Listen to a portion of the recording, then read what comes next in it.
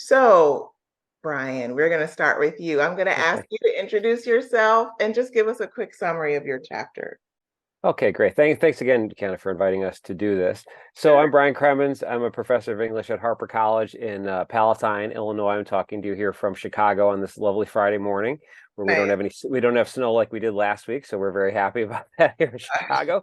And so my chapter for the book is on, as Jackie's is on Fawcett Publications, and specifically a couple of different things. First of all, the character Steamboat, who was one of Captain Marvel's proteges or his valet in the 1940s, and the activism. My chapter talks about the activism of a group of students from a New York City middle school who were part of the Youth Builders who pushed against this character. And ultimately, what my chapter ends up focusing on are the sports comics, some of the sports comics that Fawcett then published in the late 1940s, partly in response to the activism of that group of students. So I specifically focused on the comic featuring one of the great Brooklyn Dodgers, Roy Campanella, who was part of the same team as Jackie Robinson. So in addition to publishing on Campanella, or Campy as he was known, especially as he's still known in baseball circles. Also, they published on Jackie Robinson and on Don Newcomb, who were also part of that legendary Brooklyn Dodgers team. What are two or three things from your chapter, from your research, that people can learn or that you think is interesting? Oh, sure. I think particularly, and this ties in really nicely with Jackie's chapter, is that, since we're both focusing on these post-war comics, it can introduce readers to the genres that became particularly popular. I think, most people still kind of consider comics, especially mid-century, late century American, 20th century American comics, as being all superheroes, but it's simply not the case. And I think, and we're not the only two people in the book that kind of show what else was available, what else was out there. But in our case, in both of our chapters, we're looking at the popularity of romance comics in the late 1940s and sports comics. I mean, the publishers at that time, particularly Fawcett, and I was talking to another group of students last night from UIC who had read our chapters as well from the book, and we're curious about that because their knowledge of American comics is superhero comics, and my chapter does partly touch on that because, as I mentioned earlier, I do talk a little bit about Captain Marvel, which for Fawcett was their best-selling. Those were the best-selling titles that they had in the 1940s. But by the late 1940s, the landscape had changed quite a bit, and so one of the things that my chapter focuses on particularly is the popularity of these sports comics, which we often take for granted now and forget about. But this is a genre that lasts up. Especially through the 1960s, really never goes away. So that's one thing people can learn. If people don't know anything about the history of baseball in the 1940s and 50s, there's a little bit of that in there. I had to learn that myself. If you're looking over my shoulder, you'll see some Roy Campanella action Nice. figures and a baseball, because I played soccer as a kid. I was not a baseball player. I sort of barely could play golf with my mom and my dad and my sister, and so I had to do a deep dive into baseball history, which I got some help with. So there's a little bit of that. So if you're not familiar with baseball history, neither was I until I started doing this research. Other than knowing a little bit about Jackie Robinson, and again in my chapter, the other thing I like to focus, as I mentioned, I focused on particularly is the activism of those middle school kids in New York City and the power of readers to be able to speak back against what they're seeing in the comics, particularly the iconography, Qiana, that you're showing right now, with that character Steamboat and the grotesqueness of this kind of minstrel stage sort of character that had been, that appeared in these comics, and that appeared. Characters like this appeared in other comics of the era, particularly in Andy Kunke's chapter. I'm sure you've talked to him already for this series, the Ebony White character from Will Eisner. So, that's another thing that my chapter really focuses on is that early activism against these kinds of images in these sorts of comics. And what I talk about in the chapter is the fact that the template that they were using in creating these comics, and these are two white creators that did create these comics. The artist had worked in comics before. The writer, Charles Dexter, and I'm going to forget that was his pen name, and I'm not going to remember his actual name right now off the top of my head because it's been a couple of years That's okay. since I did That's all right. the research for the chapters. I apologize. But Charles Dexter was a sports writer. He eventually did collaborate with Jackie Robinson under the name Charles Dexter in the early 1960s about the history of the integration of Major League Baseball. So what was always interesting about Fawcett was that because they were an existing company, this is a company that was already existing in the 1920s and 1930s. They got into comics because of the popularity of Superman and Batman, in the late 1930s. So in 1939, just to kind of quickly sketch out how they enter comics. Their editorial staff realizes the sheer popularity of these superhero characters, and so they task some of their in-house professionals who themselves were these. We're not talking about a company that was getting these like teenagers, like somebody like Jack Kirby, for example. I mean, Right. these are trained professionals. CC Beck, who's the co-creator of the Captain Marvel character, was trained at the Chicago Academy of Fine Arts, was really didn't particularly like comics, and it was on record for most of his career saying that wasn't really what he was interested in. He was a Right. children's book illustrator. He took pride in the training that he and his colleague Kurt Schaffenberger, who was also part of Fawcett, who had also been trained at the Chicago Academy of Fine Arts. Bill Parker, who was the writer that co-created Captain Marvel, primarily was writing for Fawcett's movie magazines, their Right. Hollywood magazines. And so they were tasked with creating this character. And after creating Captain Marvel, we won't get into the, all the Shazam and all that sort of stuff, and the history of the character and the lawsuits and why is there Captain Marvel that's a Marvel Captain Marvel and all that sort of stuff. But to put it short, just to make it concise, Fawcett starts outselling it's outselling DC, it's outselling Superman, it's outselling a lot of the other comics of the period. So it's wildly popular, but unfortunately, as we saw in that last slide, it's featuring a character named Steamboat, who is Billy Batson, is Captain Marvel's alter ego. That's his valet. He shows up, there he is, dressed up again as this typical kind of minstrel stage character. He was introduced, according to the editorial staff at Fawcett, to appeal to Black readers. They actually did believe that this would appeal to younger Black readers that were interested in these comics, and younger Black readers were very interested in these comics, but not interested in Steamboat, as we soon discover in 1945, when a group of kids in New York City who were part of an NAACP affiliated organization called Youth Builders Mm-hmm. put together a project. It's an after-school program, an explicitly anti-fascist after-school program, put together by Sabra Holbrook, a New York City social worker, who's trying to engage kids who are from families who had migrated from the South, Black families, immigrant families in New York City, and then in other cities, particularly Chicago, Detroit, had chapters of this organization to put together these civic-minded projects. And so these kids got together, they went downtown, to Fawcett's offices and said, "We love these comics, but we are horrified by the images that you are showing of the Black community in these comics." And Fawcett listened. I mean, there's other factors behind the scenes that make them change their editorial policies.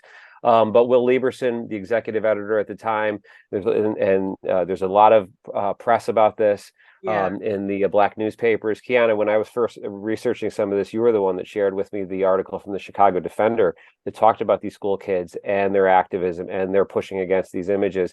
And so anyway, that's a long story of saying what happens by the late 1940s is that Fawcett changes its editorial policy. You have a concerted effort to publish comics like Negro Romance, to publish comics like the baseball comics. If we go to the next slide, so the Roy Campanella one is one of these one shots that Fawcett does. There's 6 issues of the Jackie Robinson comics. There's a one shot of the Don Newcomb, who was another one of the Brooklyn Dodgers teammates. Okay. And so these comics, they follow the same template. I mean, he's Roy Campanella, who is the catcher for the Brooklyn Dodgers, who himself is biracial. His father is Italian American, his mother is African American. He's from Pennsylvania. And so we see the interracial family in this comic, and they're depicted as human beings. So these are not racial caricatures like we saw from Steamboat. So this is it may look simplistic to us today, but at the time, especially if we take into account the activism of those students, this is a radical shift in these popular comics. It's of course driven by the desire of the company to survive after the war and to enter genres that are becoming more popular. But as you can see from these images, Campanella himself is depicted as this kind of Billy Batson character, this kind of up by his bootstraps kid, this all-American kid. He's even described as having these marvelous qualities. So they're using their terminology for him. And he rises up. He becomes this popular baseball player. We see him with the struggles that he's facing, the racism that he faces. And this panel I was particularly struck by when I read these comics because of the fact that, again, we have this dinner scene, this domestic scene, with him and his mother and his father, and showing these two sides of his identity, his heritage. They're having spaghetti, of course, at the table, and he's just broken some windows because he's learning how to throw and to catch and to bat. and he gets in a little trouble with his family, which was the case if you read Campanella's autobiography. And one quick thing I wanted to mention, the other reason that I wanted to write about him, and I didn't focus on Robinson, is that Campanella becomes a major figure in the disability rights movement as a symbol, because he does lose the use of his legs. In the late 1950s, he remains in popular culture, appearing in TV series like Lassie, where he's in his Yeah, wheelchair, right. and he's, that's on YouTube. You can watch it. And so it was important to me, as a kind of through line in this comic, not only to talk about the activism of the youth builders, but also to highlight Campanella as an important figure in that other branch of the civil rights movement.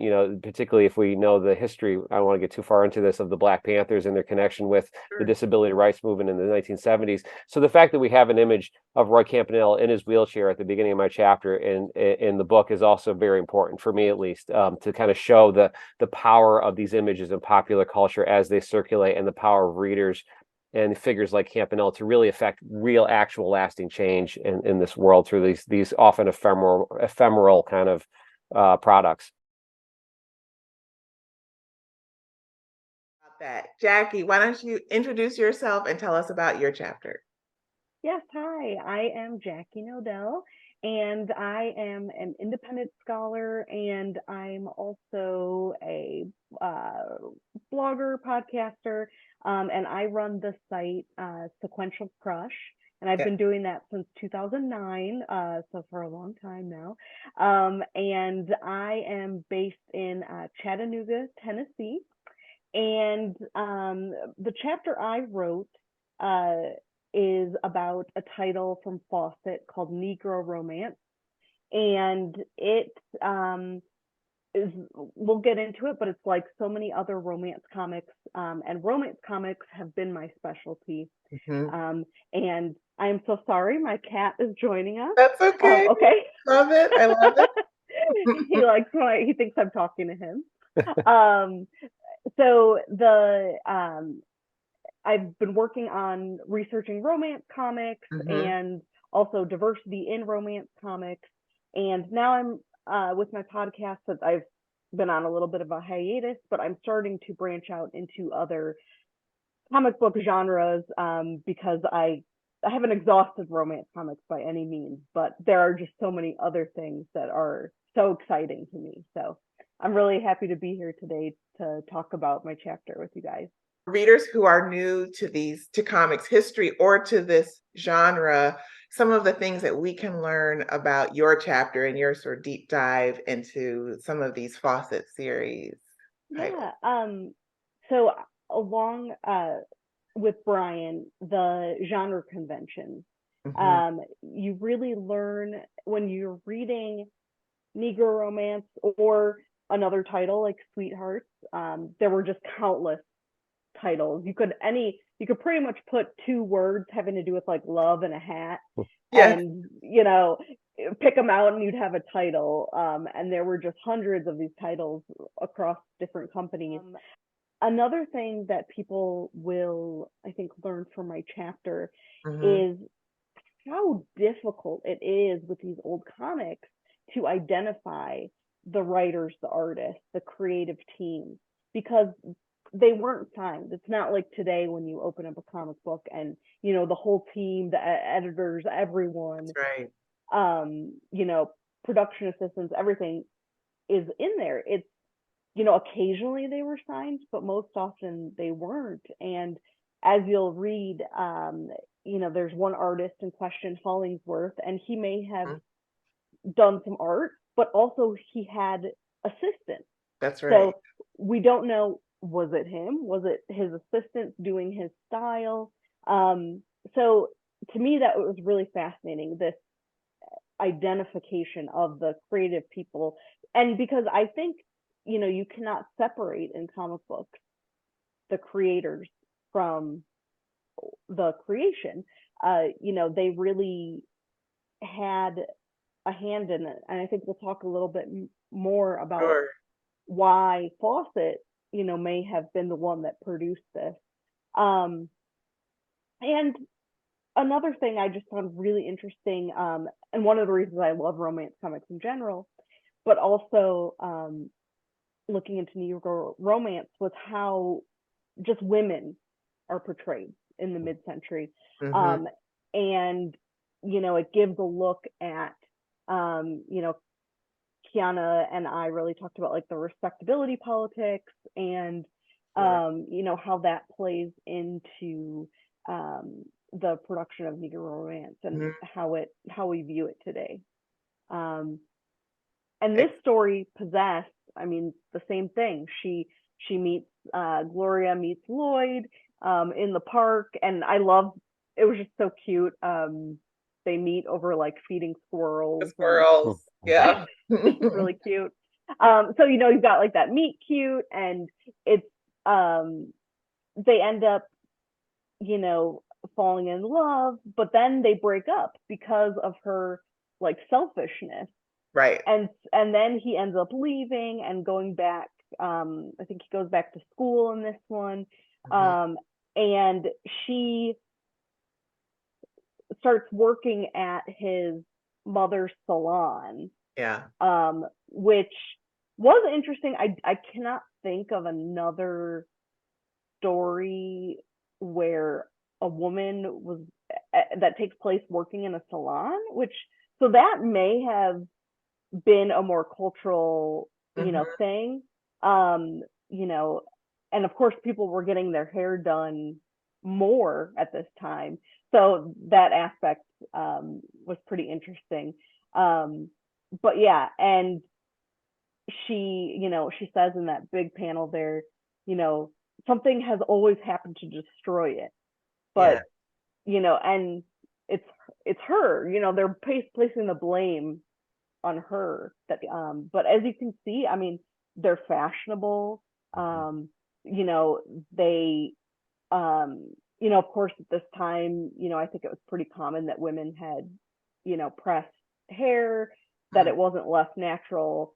um but you know, the style is like any other romance, you know, comic of the time.